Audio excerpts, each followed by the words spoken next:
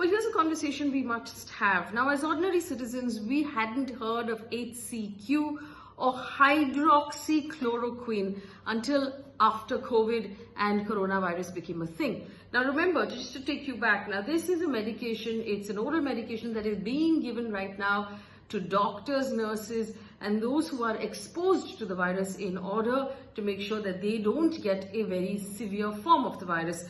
That's what it's being used for. This is also the particular drug that Donald Trump demanded from India. It's also the drug right now that India is mass manufacturing and giving to 55 countries across the world that are using it extensively, and 35 of those countries have already received the drug from us. But as of today, there are two studies that have come out. One from the US National Institute of Health that basically says that there is insufficient data to either recommend HCQ or to advise against it because of the kind of side effects that it has. Now, Europe's drug regulator for all of Europe, the European Medicines Agency, has advised against using HCQ because of the side effects. Now, the side effects, according to this organization, are not just irregular heartbeats, so heart arrhythmias. It also says it causes liver and kidney problems, nerve cell damage that could lead to seizures and low blood sugar. So the question that we have to ask tonight is this: is this still a drug that we want to give our healthcare workers, our doctors and our nurses? Because remember, it was recommended by the Health Ministry, the Union Health Ministry, and the ICMR, which is our Center for Medical Research in India. The World Health Organization is also conducting what is known as a solidarity trial across 100 countries and 600 hospitals to find out whether this should be used or whether other drugs should be used as well. So my question is this, and I have with me today Dr. Sanjay Nagral and Shruti Tandon. Dr. Shruti Tandon is actually running the ICU for COVID patients at Jaslow Hospital, where the most critical patients of Mumbai are sent every day. So she's really at the front line of the front line, and I know we spoke a few weeks ago that she's taking HCQ as we speak. So the question is, should this drug still be given to our doctors and nurses if there is a problem with the efficacy or questions that have come up about whether or not the side effects are too strong? Dr. Nagra? Right. So let me start with a bit of disclosure. I'm not, neither am I a pharmacologist, nor am I a medicine expert like Shruti. So Shruti is much more qualified to comment on some of the issues. But having said that, a few weeks back, I was detected to have labeled to be a contact of a colleague who tested positive. So I was advised that I should be taking hydroxychloroquine. And so I took the first dose, and then out of my curiosity, I started checking out on the evidence. And it didn't take me long to realize that the evidence is very tenuous, very small studies. So when we look at evidence for the potency of a drug or for the use of a drug today, the evidence has to be of high level, which it was not. Very small studies, and in fact, some of the studies came into the press even before they were published in a journal, something called pre-publication. So obviously, it is I think there is a sort of desperate need to sort of talk about some therapies. But what is a little odd is that very big agencies initially seem to support the idea. And now, of course, they are having doubts. So I think people are going to be left confused. As far as I'm concerned, I've stopped the hydroxychloroquine. So you've stopped the hydroxychloroquine. I just want to check and see if we have Dr. Tandon with us. Dr. Tandon? Yeah. Yes. Hi, so, you hear me? Yes, I can. Good evening. I know that you've had a very long day, and I don't want to take up or tire you out any further than you already have been tired. But I want to know if you've taken a look at the research papers that have come out of the National Institute of Health in the US and Europe's Medicines Agency that basically now question the use of HCQ. What's your response to that? So see, I'd agree with what Dr. Nagral said. The initial enthusiasm about HCQS was that there was a very small study called the Maciel study, which came from Paris, France in particular, actually, not only Paris, but the data from that study was positive for the use of HCQS in patients who have moderate to severe disease. And that was the only randomized control trial. So typically that's the evidence we look for in medicine. So you have two groups of patients where one group gets it, the other group doesn't get it. They're most often matched in age, comorbidities, etc. And then we look at how the two groups behave differently. And that's the only strong evidence that we have that HCQS may have some benefit. The other bit of evidence is that HCQS has a very high concentration in the lung, and that's why this idea of giving a weekly dose.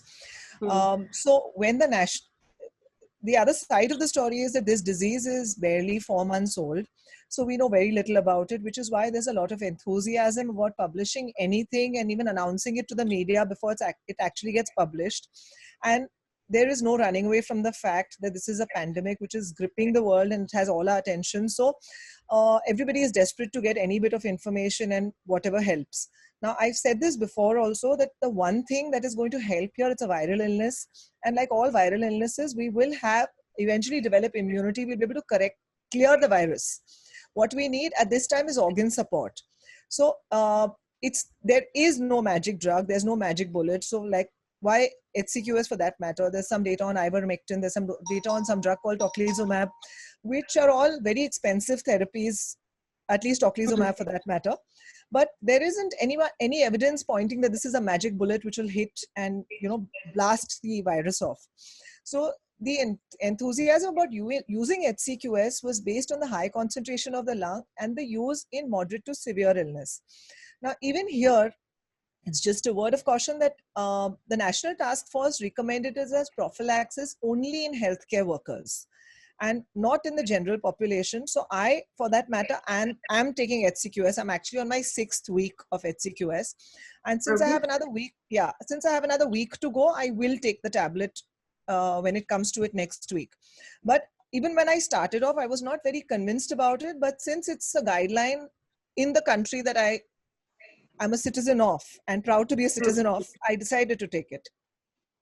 Okay, but I am not recommending it to any of my family members. For the record, my husband is a neurologist. He is not exposed to these patients as yet. So he's not taking the drug, but I am. Well, Dr. Nagral, you said that the ICMR's recommendation altogether is something that you doubt because of the lack of data. What's your response to Dr. Tandon right now? I think the question is, so Shruti is really probably a very strong patriot and a very nationalist person. So she is taking every bit of advice from the government. That is nice of her. But I think as scientists, we need to have a critical view of whatever is recommended also. I feel that when the ICMR, the National Task Force recommended it, probably even at that time the evidence was tenuous, but they had to be seen to be recommending or doing something. I think that was the real story behind it. So I think there are two issues. One is that if an individual, knowing the side effects, consciously decides to take the drug, knowing that the science is not strongly supporting it, that's one thing. But a national body recommending it is another thing, and that's what led to massive production of HCQ and then the whole fracas about the export, etc., etc.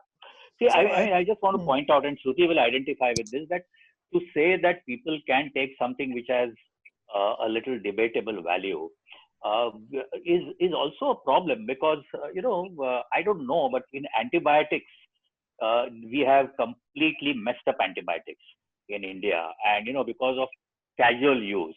So I wonder whether casual use of drugs like this also will lead to resistance. I don't know what Shruti feels.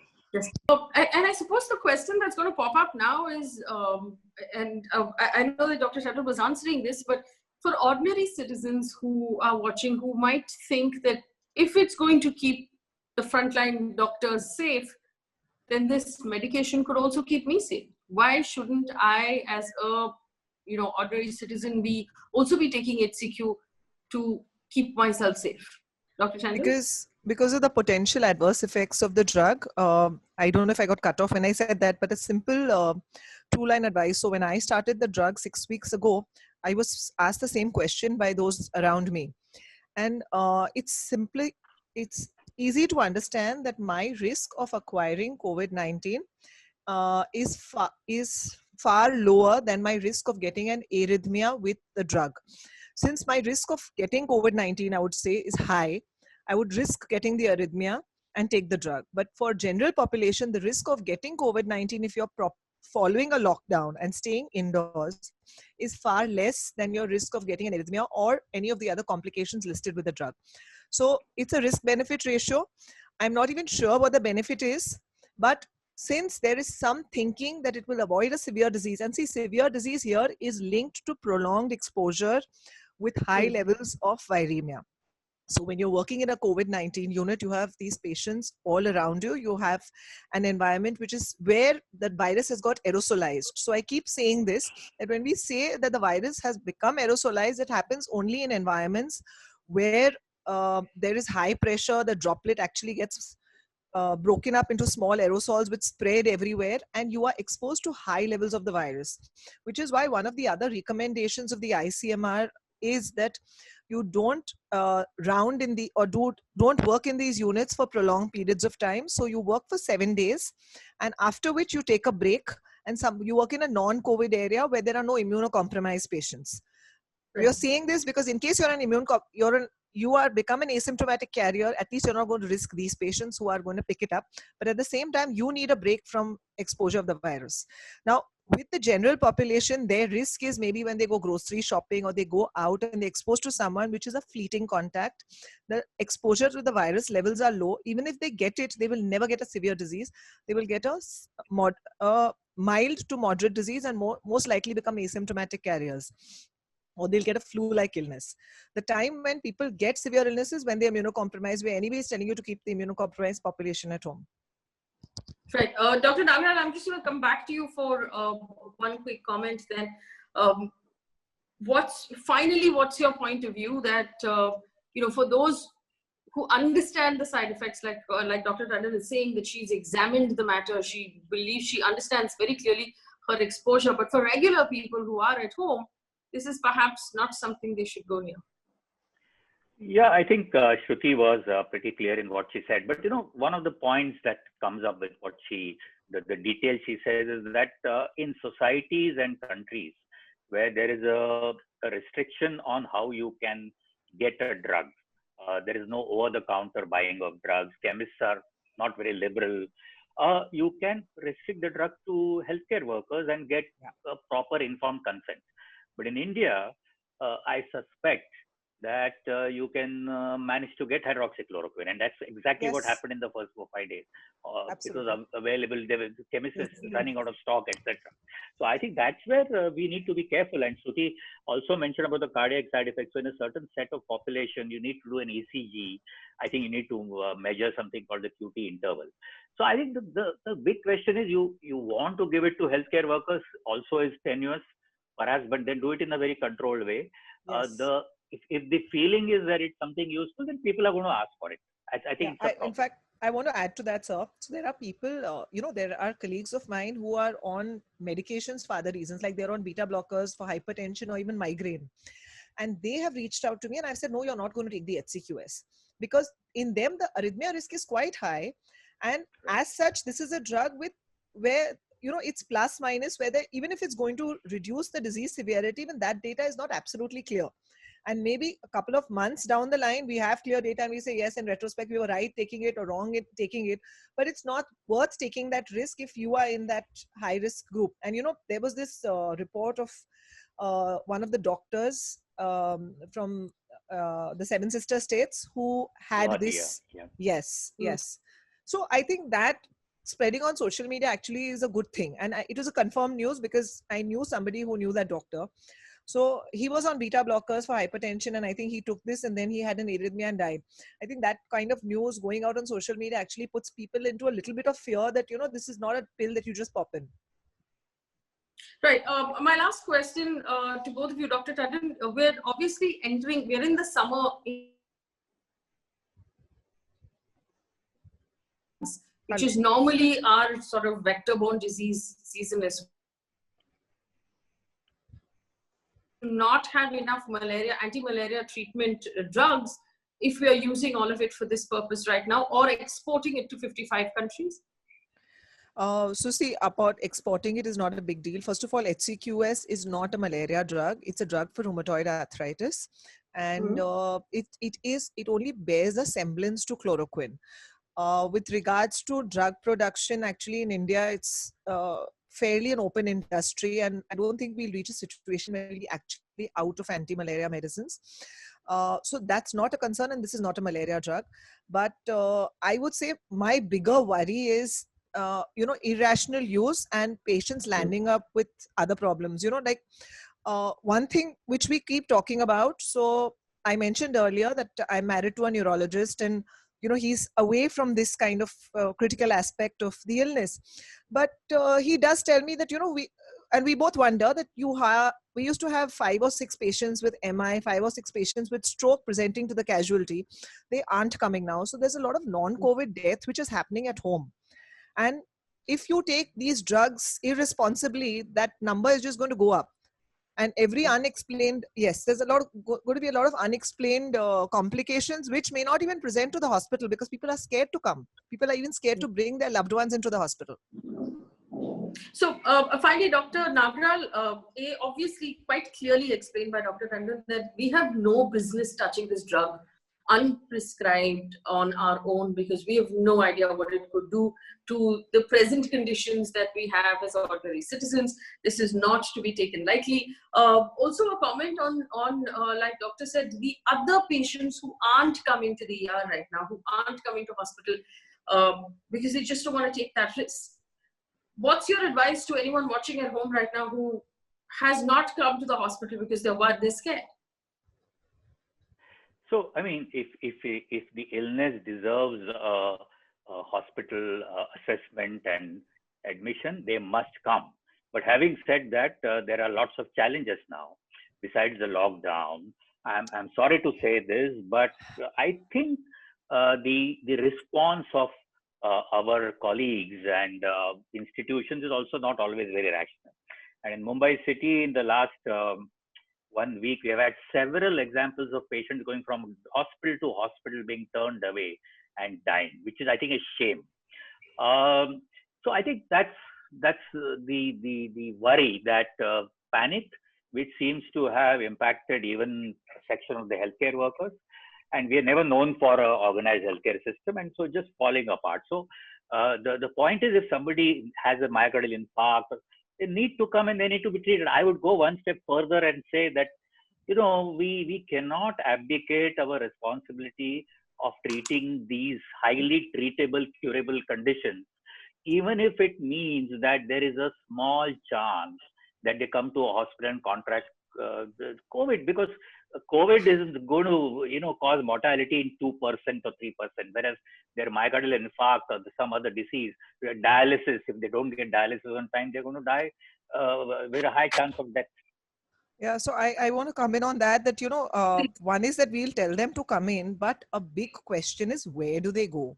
So I entertain a couple of calls every day, where people want to know which hospital is open, which hospital will take them. Now, it's really sad, and I could not agree with you more, Dr. Nagral, that all the hospitals in South Bombay, in our vicinity, save probably for, 2 or 3, maybe Bombay Hospital, Saifi and Wokhad, are functioning. Otherwise, all the top hospitals, there's no other healthcare system in the world which has got paralyzed so early in the illness, and everybody has shut their doors. I have messages on my mobile left unanswered asking me that if such a situation arises, where do we go? And I really don't have an answer, where do they go? Because most of our hospitals, the staff is either scared to come to the hospital or they've been quarantined. And it's a very shameful situation for a city like Mumbai, which I think is the foremost medical city in India. And I can say that with pride, having trained at AIIMS New Delhi, that Mumbai is far ahead, but Mumbai is far behind with regards to its organization of healthcare. So while Delhi has employed its top private and public hospitals to look after COVID patients and very well categorized COVID and non-COVID, in Mumbai, the healthcare system is completely paralyzed. It's a shame. And you know, I want to say this, Faye. So you Please. started the session. Yeah, you started the session by thanking me, okay, for the work I'm doing. But I don't want to be thanked. I chose critical care because I love it. Okay, and I have said this before, that I get the same thrill of working in the ICU as I get trekking up a mountain. So I'm not doing anybody a favor. I'm just doing a job that I chose to. Okay, and I understand that the rest of the people in this profession or in medicine may not be as fearless as I am. And I realized that with introspection that maybe I am confrontational by nature, but I do feel that you have still signed up for this. You nurses, housekeeping staff, other doctors, you have signed up for this.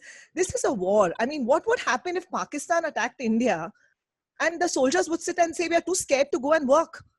I mean, this is your moral responsibility. You need to get out and you need to work. You can't be at home and paralyze the health system because you're afraid that you might contract the disease. Tomorrow, if your loved ones comes to the hospital, and we've had cases, there's a cardiologist in the city who kept scouting for a bed overnight for his father. By the morning, his father died. And I can imagine that he must have had a lot of contacts. He must have had a lot of friends. He couldn't get the patient into a hospital. This is the sad state of our affairs. And I think the authorities need to do something about this. And they need to jock the system and tell them, you better get back to your job because this is your battle. You have to fight it. That's really well said. And I mean, I'm not going to say anything else because I believe that the audience should be left with that message. Dr. Tandon and Dr. Nagral, thank you for speaking with me today. And I hope that where this message reaches the people who can make a change to the system right now, the government of Maharashtra and the city of Mumbai, those who are running the state and the city, who will hear your voice quite clearly and understand what needs to be done. Thank you so much.